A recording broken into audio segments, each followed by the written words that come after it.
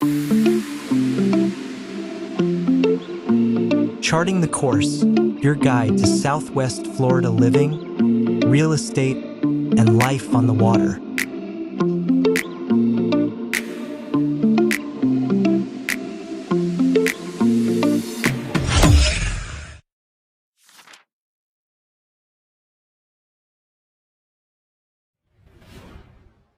Hi, I'm Captain Mike, Waterways in Paradise, powered and anchored by Keller Williams Realty. And Chris Judd with Naples Boat Mart. Welcome to another edition of our podcast. I've done podcasts before with Chris, but I thought we'd bring you another one that we put together called Building Your Southwest Florida Waterfront Lifestyle.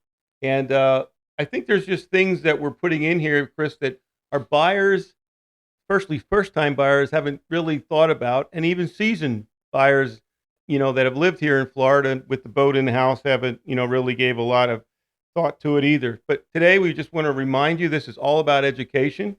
We want you to call us with your questions or email us with your questions, but we're here to help educate you and give you some things to think about.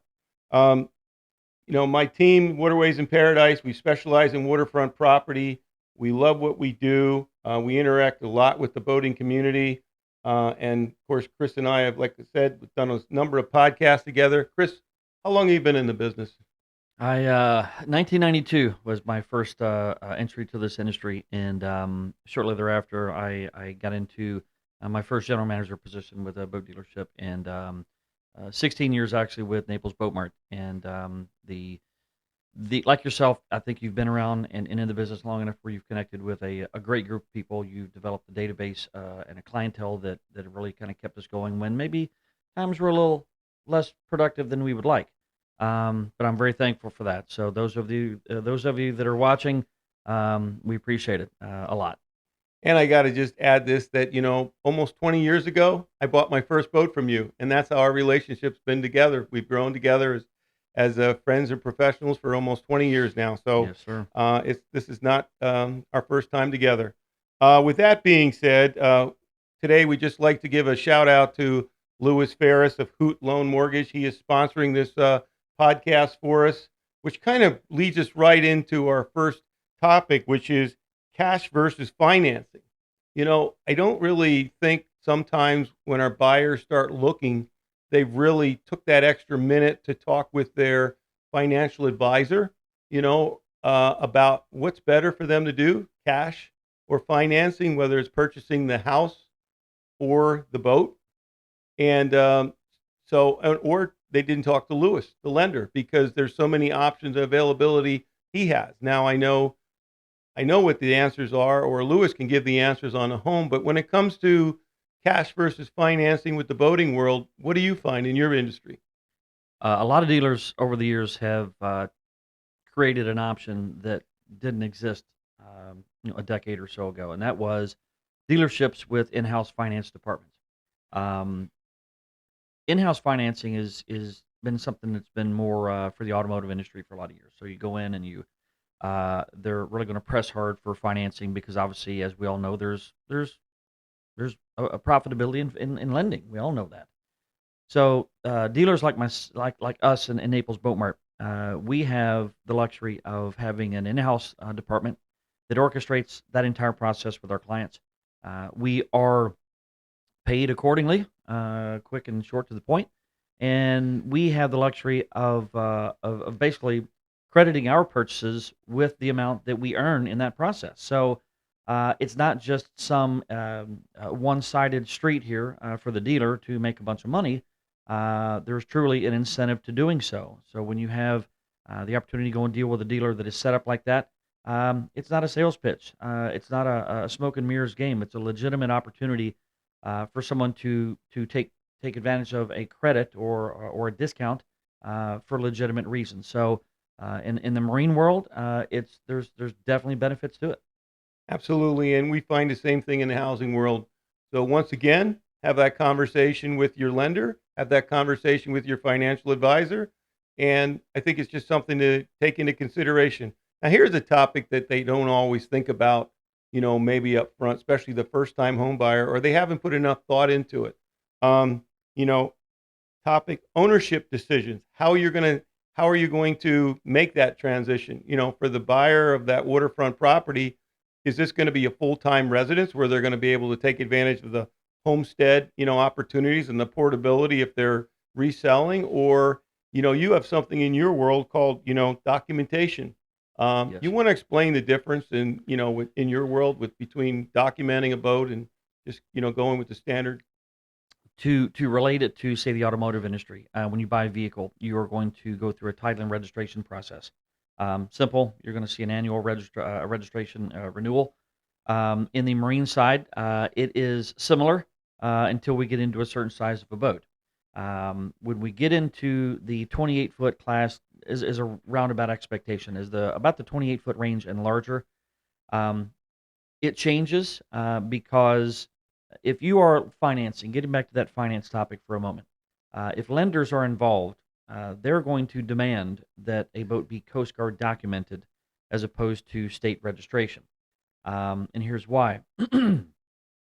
Coast Guard documentation is basically I'll call it to simplify the description, I'll call it a federal registration of sorts. But ultimately, instead of registering and titling your boat in a state database, um, Coast Guard documentation now basically takes all that information about your boat and is documented into a federal database.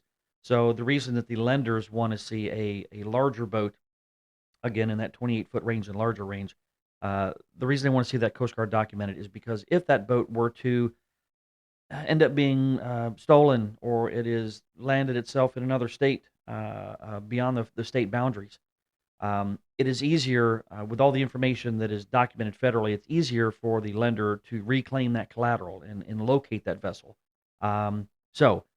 If you are a cash buyer, you're buying your boat, you have complete control and autonomy to do what you want there. You can state register and title. You can Coast Guard document the vessel, whatever you wish there.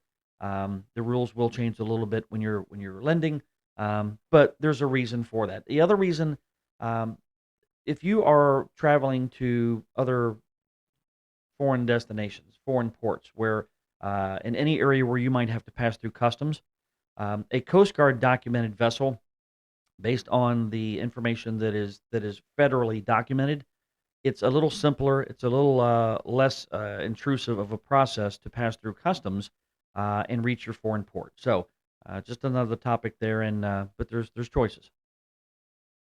Sounds good.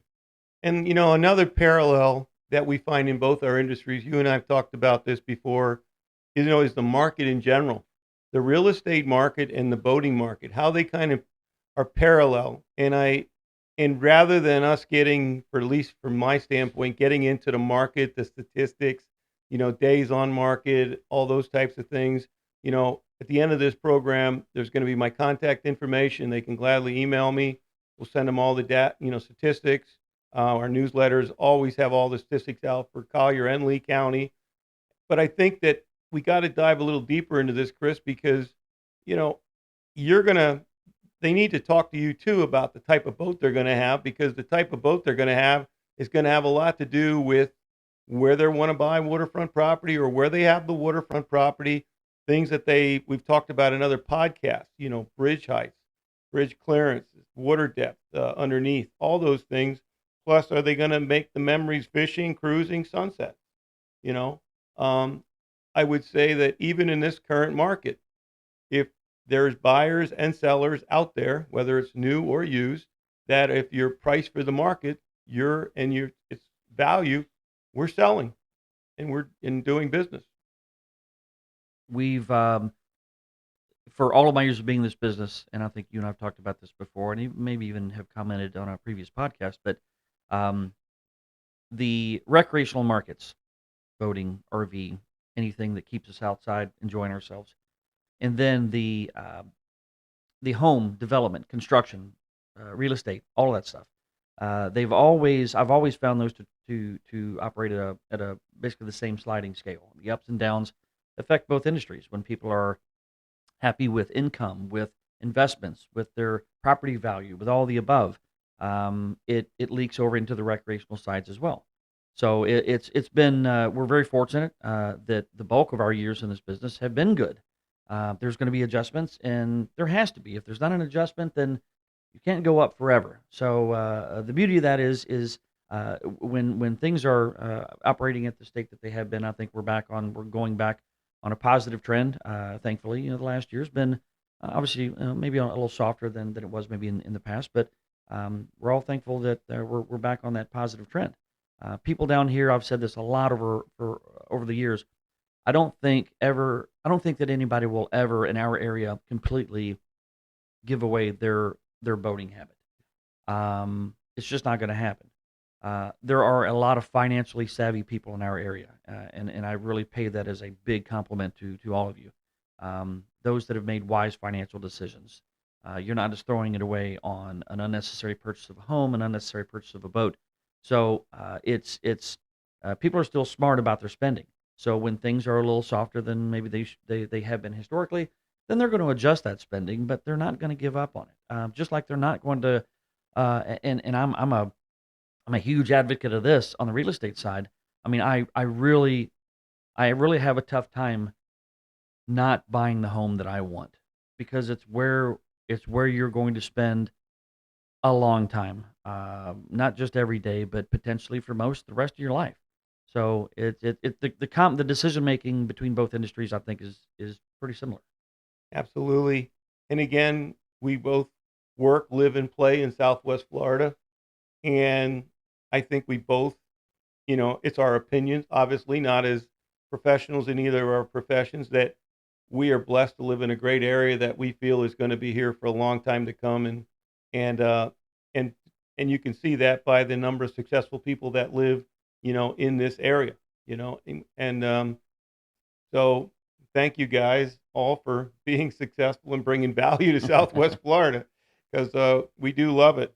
And now for the final question, Chris. I mean, maybe we can call it which came first, the chicken or the egg. Yeah. But do you buy your boat first, or you buy your house first, or you know, sometimes you've already made that decision, but what do you think? Uh, I love you, buddy, but there's no right answer to that I question. know that. But I'm going to give you my best response. Um, there's a lot of different pieces. What I say it all the time to everybody. There's so many pieces of the puzzle today that have to come together for either of these purchases to make sense. So what's the focal point? What's the commitment made first? I have a lot of clients that maybe they're in the process of a home build or in the process of the purchase, and we're not closing for 30, 60 days out. Maybe the lift at the residence is not going to be ready immediately after closing, and then there's a dock vendor involved. Side note, a lot of resources, whether it be for the home or the boat. Um, Mike and I think we both take a lot of pride in being more of just as much of a resource of information about this stuff as we're selling you. So please use both of us for that information.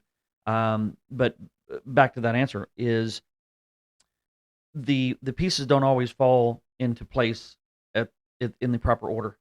So I might have at times an opportunity for someone that where absolutely everything makes sense. The the the pricing of the opportunity, everything about the design, everything about what we were the boxes that we're checking off throughout that process, all come together as they should. But Chris, I don't have a home for the boat, or I'm not going to be in a position to take possession for another 30, 60, 90 days. Well, that's a dealer by dealer kind of response, because ultimately at Naples Boat Mart, we're fortunate to offer a lot of speaking of resources, a lot of things like seasonal storage of your vessel. So if somebody says, Chris, I'm just not in a position to take possession of the boat, but we want to proceed, then that's an easy one. We have the luxury of having the space and the property to house the boat for an agreed amount of time, and in reality, no cost to you. So, if someone does have their home, and that's a simple answer. Then you've made your home purchase, everything is settled in, and you go out and pick out your boat. Um, I wish there was a scientific or better answer to that question. But I think the only person that's going to know the real answer is you, the buyer. What is? I think it all makes sense that the priority should always be the home first. From a boat salesman, there's a sales pitch for you. Don't buy your boat always first. unless it's just an absolute, it's the right opportunity. But keeping the, I've had situations, especially with a few of my European clients that made purchases of boats and purchase of homes, but not necessarily in that order, and then hit surprisingly some unfortunate scenarios after the purchase that just delayed it to a time far more than they were expecting. So between your relationship with your realtor, your builder, whoever it might be, if there's some accuracy that you're comfortable in, then absolutely dive in. If you're done with the actual purchase and maybe it's just not done yet, and you know that there's going to be an interest in being on the water, then jump on it. Well, I think the other thing is that would another thing that we yin yang well off of that we can do for our viewers and our potential clients is we can educate them this way.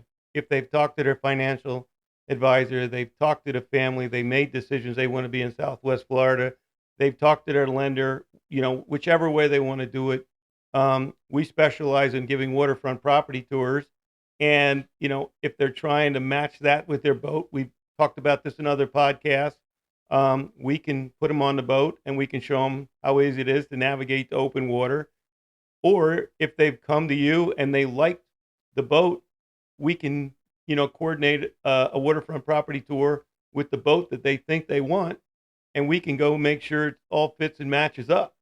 So that's an extra win-win that we can provide to you, the viewer, the buyer, and help you out. That might not be available through other resources. I think your industry and my industry have taken another common approach to a lot of things over the last, let's say, several years, is making the process a lot easier, a lot more fluid, a lot more enjoyable than maybe it used to be. The thought, I'll be very honest, and it was, I've had a number of homes here in Southwest Florida over the years, and they have not always been the most enjoyable to go through to get there. I know Mike and his staff and his personality and his approach line up very well to mine. And the thought there is, from the first handshake to the time where we set you free with your new boat or your new home, I, as well as Mike, really go after creating these relationships. So 20 years later, we're sitting here doing a podcast together. So getting to know my clients, creating those relationships, and ultimately being a resource for them throughout the process. So they don't ever have to worry about if they have, just like your home buyers, if there's ever a scenario where they maybe have some issues going on and they don't know who to go to, the first person is likely going to be Mike, and my clients is going to be me, and not necessarily calling the dealership quickly to find out what the next step is. It's being that resource for people. So it's trying to make it fun, trying to make it enjoyable, not trying to make it work. Because quite honestly, here's a sales pitch for you. If it becomes more so on my side, the recreational side, if you're buying a boat and it's too much work, or it ends up being down the road, just it doesn't reward you as much as it should or you thought it would be. There's other things to do. We are likely in an area where it has per capita more golf communities than any place on the globe. There's a lot of things to do on top of just having the beautiful weather to enjoy. So we try to make it fun. Well, Chris, I think we've touched on these topics today. We hope you got something out of this educational part of our podcast. So this is Captain Mike and Chris. Have a wonderful day. And one more time, we'd like to thank our sponsor, Lewis Ferris from Hoot Home Loans. We're out. Thank you. Like, follow, and subscribe.